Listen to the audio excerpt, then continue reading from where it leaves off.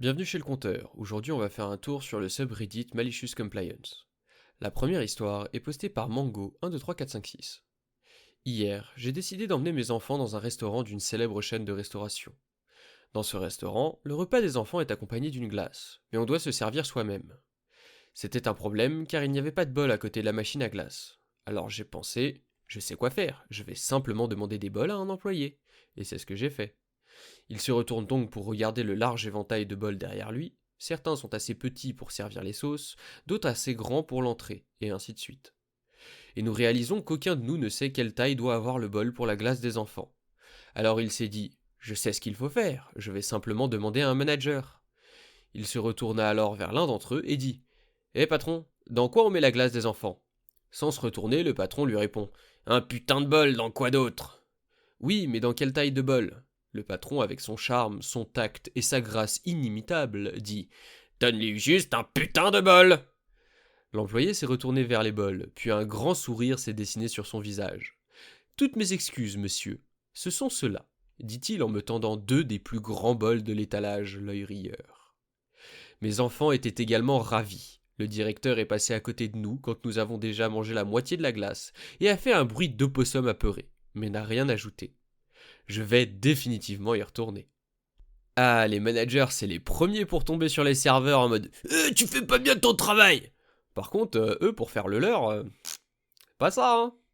La deuxième histoire est postée par Earthsacker 495. Il y a quelques années, j'ai pris un vol de Los Angeles à Singapour, qui dure plus de 16 heures. Je suis grand, environ 1,90 m, et je ne m'adapte pas très bien au siège de la classe économique. Dans la plupart des avions, mes genoux sont souvent très proches ou tout contre le siège devant moi. Il est donc impossible pour la personne devant moi d'incliner son siège, ce qui n'est généralement pas un problème une fois que la personne devant moi voit à quel point je suis à l'étroit dans ces sièges minuscules. Cependant, pour ce vol en particulier, l'homme devant moi ne l'a pas fait. Il a essayé d'incliner son siège, mais n'a pas pu le faire parce que mes jambes étaient là. Il s'est retourné, a vu ce qui se passait, et m'a demandé quelque chose du genre pourriez-vous me laisser incliner mon siège? Je réponds j'aimerais bien, mais je ne peux physiquement pas. Je ferai de mon mieux pour vous donner le plus d'espace possible, mais ce ne sera pas beaucoup. À ce moment-là, il commence à s'énerver et à pousser aussi fort qu'il peut sur son siège. Inutile de dire que ce n'était pas particulièrement agréable pour moi. Je lui demande d'arrêter et il me répond j'arrêterai quand je pourrai incliner mon siège. Je décide d'attendre. Il finira bien par se fatiguer. Au bout de 10 à 15 minutes, il appelle une hôtesse de l'air et exige un nouveau siège. L'hôtesse lui répond qu'il n'y a pas de siège disponible et qu'il doit faire avec. Il demande à parler au pilote. L'hôtesse de l'air se rend donc à l'avant pour parler au cockpit. N'oubliez pas que, pendant tout ce temps, il continue à appuyer de toutes ses forces sur mes genoux, ne faisant que de courtes pauses pour crier sur l'hôtesse de l'air. Au bout de quelques minutes, le copilote, il voulait parler au pilote et n'était donc pas content, revient et essaie d'expliquer à l'homme qu'il ne peut pas changer de siège parce qu'il n'y a pas d'autre siège de libre.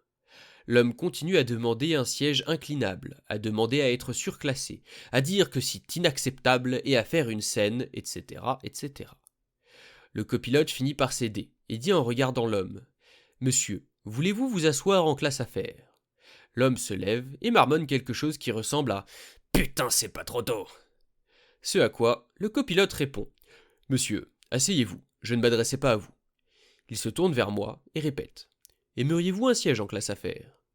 Je n'ai, à ce jour, jamais vu quelqu'un d'aussi furieux que cet homme alors que je passais devant lui pour rejoindre mon nouveau siège en classe affaires, avec boisson gratuite. À quel point cet homme est sans gêne pour faire une scène pareille dans un avion alors que tu vois que la personne derrière toi ne peut juste pas te donner plus de place. La troisième histoire est postée par The Romper. Je travaille pour un bureau et nous avons une période de rush de 8 semaines avec des heures supplémentaires obligatoires, 12 à 14 heures de travail par jour. Pendant cette période, l'entreprise accepte de nous rembourser les repas du soir, jusqu'à 13 € par repas. Nous devons simplement soumettre une demande de remboursement avec nos reçus à la fin de la période de rush. Les possibilités de restauration autour de mon lieu de travail ne sont pas super, alors j'apportais généralement mon repas maison. Mais parfois, j'étais trop fatigué pour cuisiner après une longue journée, alors sur les 8 semaines, j'ai peut-être acheté 10 repas. Pour 3 de ces repas, j'ai dépensé 13,50 €, dépassant ainsi la limite de 50 centimes. Mon responsable m'a dit que ce n'était pas grave et que je pouvais l'inclure dans ma note de frais. Il l'a signé et tout. Quelques jours après avoir soumis mon rapport, le siège social m'a envoyé un courriel, me disant qu'ils avaient rejeté ma note de frais et que je pouvais la soumettre à nouveau, après avoir supprimé le dépassement de 1,50 €. J'ai répondu que mon supérieur était d'accord avec le dépassement de 1,50 € et qu'il l'avait même approuvé. Ils m'ont rétorqué qu'ils n'autorisaient en aucun cas les dépassements, que celui de 1,50 € devait être supprimé ou qu'ils n'approuveraient aucune de mes dépenses de repas. Ils ont terminé leur courriel en me conseillant de lire la politique de l'entreprise la prochaine fois. Bien, ils avaient raison et j'avais tort. J'ai donc décidé de lire la politique très attentivement avant de refaire ma demande de remboursement de frais. Oui, le règlement stipule clairement un maximum de 13 € par repas acheté. Oh, et qu'est-ce que c'est? La politique autorise également une indemnité journalière de 10 € pour les repas que vous apportez de chez vous. J'ai supprimé avec joie l'excédent de 1,50 € et ajouté 300 € supplémentaires pour les 30 repas que j'ai apportés de chez moi. Je devrais lire la politique de l'entreprise plus souvent. Poppy a posté une update pour clarifier. Certains d'entre vous demandent si j'ai reçu les 300 € et la réponse est oui. Beaucoup d'entre vous suggèrent que cette personne essayait sincèrement de m'aider, mais je n'en suis pas sûr à 100%, car elle était très agressive dans son email. De plus, lorsqu'on nous a envoyé la politique en matière de repas au début de la période de rush, il n'y avait aucune mention de l'indemnité journalière, et personne d'autre dans mon service n'était au courant. Quoi qu'il en soit, je me suis assuré de les remercier au cas où ils étaient sincères, et que j'étais simplement trop fatigué pour le voir. Et voilà comment une entreprise, encore une fois en essayant d'économiser le moindre petit centime, a perdu beaucoup plus. Imaginez vouloir gratter 1,50 € et devoir payer 300 €. Et à mon avis, ils ont dû payer plus que ça, parce que Hopi a dû partager le tuyau. La dernière histoire est postée par X in Texas. J'avais l'habitude de servir les tables dans un restaurant haut de gamme qui était connu pour être l'endroit où organiser tes fêtes de fin d'année ou de bureau. C'était très lucratif si tu avais le bon groupe. Les menus étaient préétablis, le vin et l'alcool étaient préétablis, et un pourboire de 18% était compris dans l'addition. Putain la vache. Tout cela figurait dans le contrat que l'hôte signait avant l'événement. Habituellement, l'hôte se présentait assez tôt pour que tu saches à qui parler en cas de problème et à qui remettre l'addition à la fin de la soirée. Un soir, je partage une fête de 30-40 personnes avec un autre serveur. Cet événement avait de la nourriture de premier ordre et du vin et de l'alcool de niveau moyen. Très bien. Un petit groupe de 5-6 personnes arrive un peu avant l'heure prévue. 2 hommes et 3-4 femmes. Ce n'est pas un problème, c'est même plus agréable s'ils arrivent lentement, pour que nous puissions commencer à leur servir à boire. Je m'approche, je nous présente mon collègue et moi, et demande les boissons qu'ils veulent. C'est au début des années 2000, et l'expression kéké n'existait pas encore, mais les deux gars étaient les kékés les plus kékétiques. S'ils avaient trouvé un moyen de paraître plus arrogants encore, je suis sûr que ces gars l'auraient fait. Super Kéké 1. Ouais, mon frère, allons commencer par une tournée de Johnny Walker Blue, et ces dames vont prendre du vin rouge cher. Super Kéké 2, se tournant vers les filles. Une fois que t'as bu du Johnny Blue, tu ne peux plus rien boire d'autre. Ça te change, définitivement. Si vous voulez, je peux les mettre sur une addition séparée. Le contrat de l'événement a du Johnny Walker Black, mais pas du Blue. Et la sélection de vin rouge pour ce soir est 20 moins cher. C'est notre fête. Donne-moi ce que j'ai commandé et ne me pose plus de questions. Pour qui te prends-tu? Tu n'es qu'un serveur. Nous avons des masters en gestion de business. Va juste nous chercher nos boissons. Je me dirige vers l'autre serveur et lui dis que nous allons passer une nuit infernale, mais que l'addition devrait être sympa. Pour ceux qui ne le savent pas, le Johnny Walker Blue coûte 3 à 4 fois plus cher que le Johnny Black. Donc, une tournée de boissons pour ces personnes coûte plus de 100 $. Toute la soirée se déroule exactement comme nous le pensions. Rien n'était assez bon, les entrées étaient merdiques, la nourriture était horrible, pas assez de pain, trop d'assiettes de pain, les boissons prenaient trop de temps, pourquoi certaines personnes ont de la nourriture et d'autres non? C'est 40 personnes, mec, ça prend un peu de temps pour sortir autant de nourriture.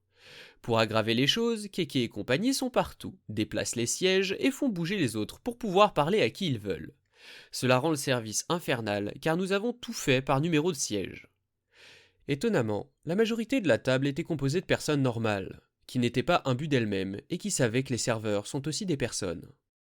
Ils ont été impressionnés par la nourriture et ont gracieusement commandé les boissons qui étaient dans le contrat.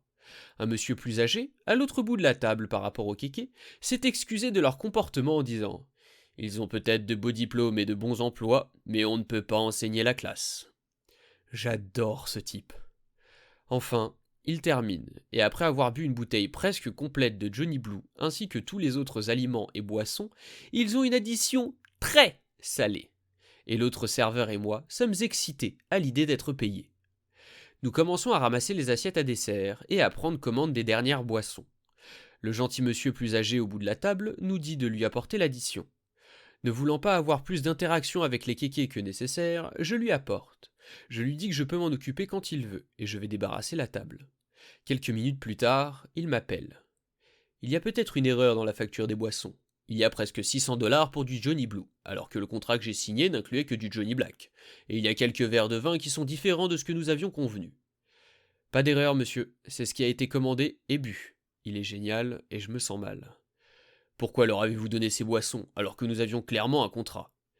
Je m'excuse, monsieur, ils m'ont dit que c'était leur fête, et puisque je n'étais qu'un serveur, je devais me taire et faire ce qu'on me disait. C'est ce que j'ai fait, je suis désolé, je les ai pris au mot. Je les pointe du doigt, et ils les appellent. Ce qui s'ensuit est le plus grand remontage de bretelles auquel j'ai jamais assisté. Ils continuent en disant qu'ils faisaient quelque chose de gentil, mais qu'apparemment ce n'était pas suffisant.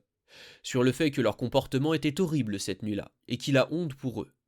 Mais ma phrase préférée était que l'on voit le vrai visage d'une personne dans la façon dont elle traite les gens qui travaillent pour elle, et ils avaient montré le leur ce soir. Puis ils me rappellent. Apparemment, je pensais que c'était ma fête. Je suppose que j'avais tort. C'est leur fête, et ils vont s'occuper de l'addition. Oh, et augmente le pourboire à 25%. Tu l'as mérité. Il se retourne et s'en va, laissant les kékés avec l'addition. En tout, il s'agissait d'environ 3000$. Je n'ai jamais vu deux hommes adultes avoir l'air aussi défaits. 25% de 3000$. Ils se sont fait combien dans la soirée, les serveurs ?